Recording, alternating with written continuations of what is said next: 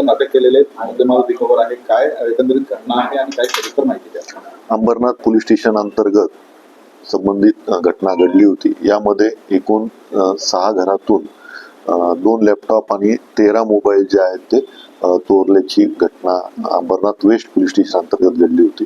यामध्ये माननीय पोलीस आयुक्त साहेबांनी आणि इतर वरिष्ठ अधिकाऱ्यांनी तपास करण्याचे आदेश दिले होते. त्या अनुषंगाने अंबरनाथ तपास पथकातले अधिकारी आणि कर्मचारी तसेच क्राईम पीटर आणि सिनियर पीटर ACP यांनी या गोपनीय बातमीदार आणि तांत्रिक विश्लेषणाच्या अनुषंगाने ही बातमी मिळवली आणि यामध्ये एकूण 2 आरोपी जे आहेत ते निष्पन्न झालेले आहेत. त्यांनी गुन्ह्यात जे मुद्देमाल त्यांनी चोरला होता 2 लॅपटॉप आणि 13 मोबाईलची रिकव्हरी दिलेली आहे. माननीय न्यायालयासमोर त्यांना हजर केल्यानंतर त्यांना 3 दिवसाची पोलीस कस्टडी मिळालेली आहे आणि हा मुद्देमाल पूर्ण आपण रिकव्हर केलेला आहे आणि संबंधित फिर्यादीला माननीय न्यायालय यांच्या आदेशाने आपण तो परत करणार आहोत.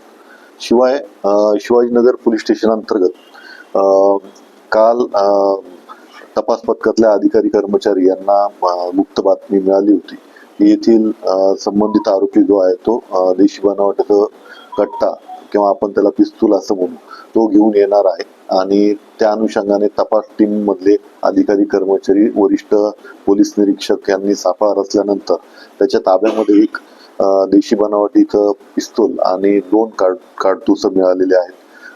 हा आरोपी जो आहे दुर्गापाडा येथील रहिवासी असून त्यांनी या अगोदर कुठलाही त्याचं रेकॉर्ड नाही किंवा कुठलाही गुन्हा केलेला नाहीये. त्यालाही आज 2 दिवसाची पोलीस कस्टडी मिळालेली आहे आणि संबंधित वेपनचा त्याने कुठून आणले आहेत आणि त्याचा काय वापर करणार होता या अनुषंगाने आमची तपास टीम काम करत आहे. 2 हद्दीमध्ये आणखी विठ्ठलवाडी पोलीस स्टेशन मध्ये पण एक देशी बनावटीचं पिस्तूल जे आहे ते पकडण्यात तपास टीमला यश आलेलं आहे. अशा 2 कारवाया आम्ही केलेल्या आहेत. यामध्ये 325 आरमॅक्ट नुसार गुन्हा दाखल करून पुढील तपास जो आहे ते संबंधित पोलीस स्टेशन करत आहे. अवैध अग्निशस्त्र तसेच इतर जे कायद्याने बॅन केलेले शस्त्र आहेत या विरुद्ध उल्हासनगर पोलिसांची कारवाई जी आहे ती अशीच चालू राहणार आहे आणि यामध्ये माननीय वरिष्ठांचं मार्गदर्शन आहे आणि त्यांनी सांगितल्याप्रमाणेच पूर्ण आपण यामध्ये पुढील तपास जो आहे तो करत आहे.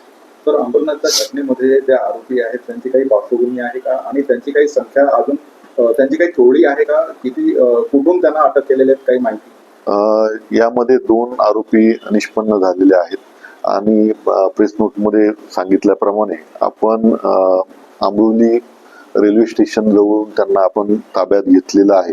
दोघांचं 23 आणि 25 असं वयोगट आहे, युवक आहेत आणि त्यांची नावे कृष्णा गणेश आणि अरुण मुरगन अशी नावं आहेत.